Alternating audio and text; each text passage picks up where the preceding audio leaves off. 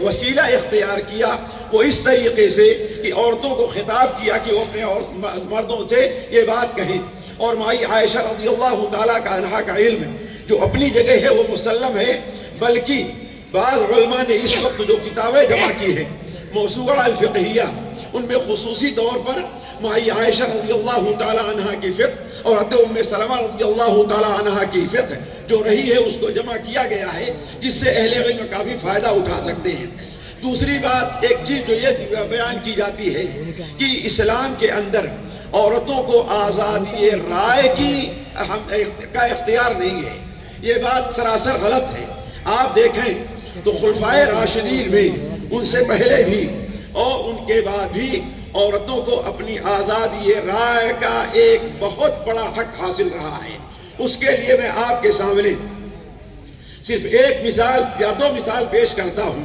پہلی مثال حضرت عمر رضی اللہ تعالیٰ عنہ سے متعلق ہے، جن کی عظمت اور جن کا جلال ہر ایک کے اوپر واضح ہے.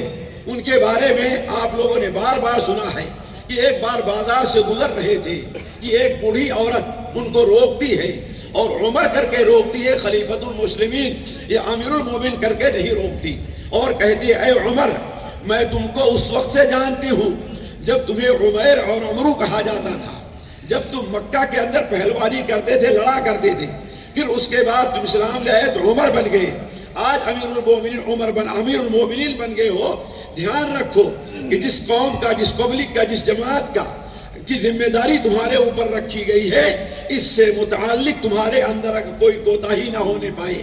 جو لوگ آپ کے ساتھ موجود تھے وہ پریشان ہوئے اور گھبرائے کہ ایک عورت عام سی عورت ہے اور عمر سے ایسی آزادی کے ساتھ بات کر رہی ہے.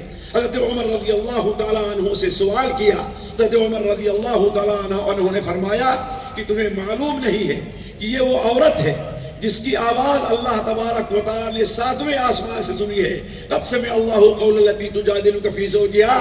تو عمر کون ہوتا ہے جو اس کی آواز کو نہ سنے؟ تو اس سے آپ اندازہ لگا سکتے ہیں کہ عہد خلفائے راشدین میں عورت کو اپنی آواز بلند کرنے کی کس قدر اجازت تھی.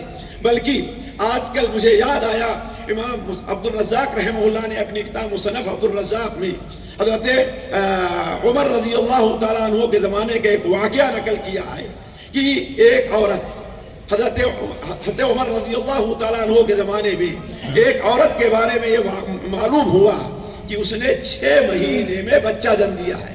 یعنی شادی کے 6 مہینے ہوئے اور اس کو بچہ پیدا ہوا. حضرت عمر رضی اللہ تعالیٰ عنہ نے اس عورت کو رجم کرنا چاہا، لیکن اس کی بہن خاموش نہیں رہی. حضرت عمر سے گفتگو کرتی ہے رضی اللہ تعالیٰ عنہ. پھر اس کے بعد حضرت علی رضی اللہ تعالیٰ عنہ کے پاس آتی ہے. گویا وہ وکالت اور محامات کا حق ادا کر رہی ہے، وہ رول ادا کر رہی ہے. اور حضرت علی رضی اللہ تعالیٰ عنہ سے کہتی ہے میں اپنی بہن کے بارے میں جانتا ہوں، میری بہن کی شادی ہوئی اور اس کی جو خصلت ہے اس کے بارے میں میں جانتا ہوں، اور 6 مہینے کے اندر بچہ پیدا ہو گیا. تو حضرت عمر رضی اللہ تعالیٰ عنہ آج اسے رجم کرنا چاہتے ہیں.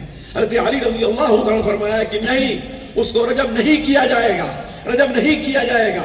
اتنی آواز بلند کی ہے تو عمر رضی اللہ تعالیٰ عنہ جو دیوار کے پیچھے تھے انہوں نے اس کی آواز سن لی.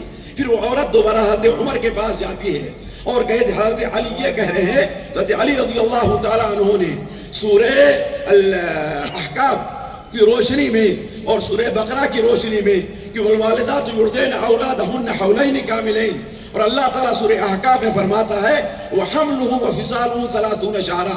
جب 2 سال رضاعت کا معاملہ آیا تو اس کا مطلب عقل مدت حمل کی کتنی ہو سکتی ہے؟